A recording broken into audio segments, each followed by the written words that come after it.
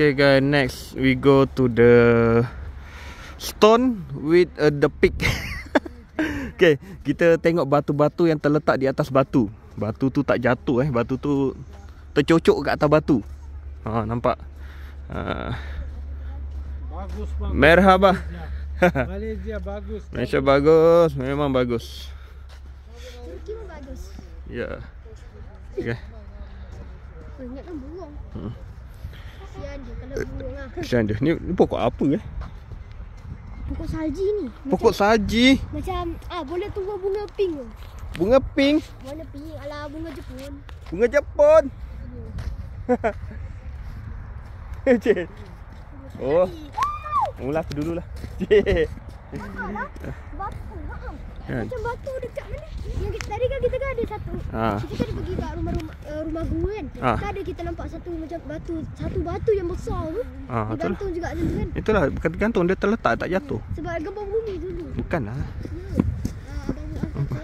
Dulu gempa bumi. Lepas tu? So, gempa bumi tu kan banyak batu je tergantung. Ada yang batu tu dia sangkut kat situ. Kan nampak aku punya tour guide aku. Nampak. Good. Lama kelamaan jadilah macam tu. That's why the batu still on the top, right? Tak boleh cabut. You see the flag?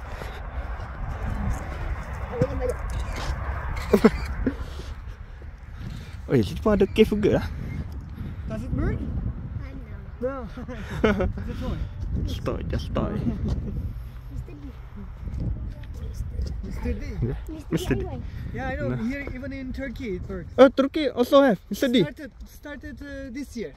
Oh, started this year. Mr. D open. The first time I saw in Malaysia. I have been to Malaysia in 2023. Okay. The first time I saw there, and then last year also it came to Turkey.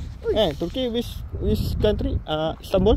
No, here even in Cappadocia. Cappadocia also have. Mr. D, yeah. Wow. From Malaysia to Istanbul. From Malaysia to Turkey. Yeah. So, here have his story or just? I will explain now. Okay. Woo, sejuk. Sejuk, ya sejuk. It's cool. Yeah, I know. Not bring. Sejuk gila. Sejuk gila. Sejuk gila. Sejuk gila.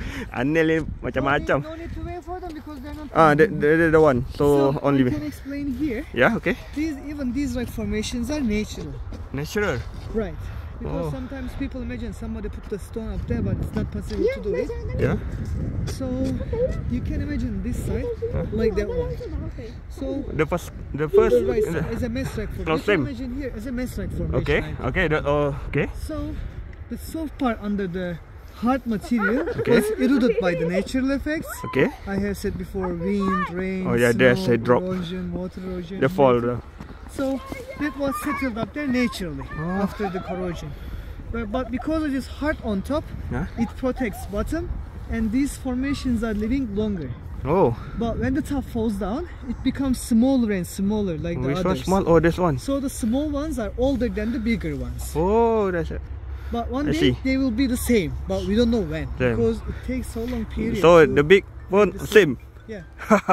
It will be the same one day, but we don't know when. That not same material.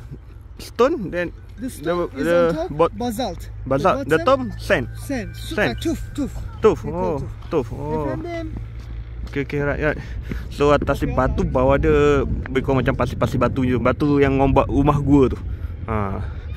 You see, wow, they're playing jeep. What happened to you running here? Okay. So kita batu yang duduk atas pasir. So batu tu dia mula-mula yang asal daripada yang tepi ni. Yang tepi ni dia besar. Bila ada snow ke hujan ke dia akan terhakis lah, bagi terhakis dia akan jatuh dan membentuk seperti. So ada yang dah pecah juga bawah ni. Yang bawah ni dia dah jatuh. Jadi tu batu jatuh, dia dah tinggal pendek-pendeknya tu. Dia dah kecil-kecilnya tu. So yang ni pun akan jadilah. Yang ni dia akan jadi macam tu juga sama. Okay, nice. Jom kita santai tabur gambar.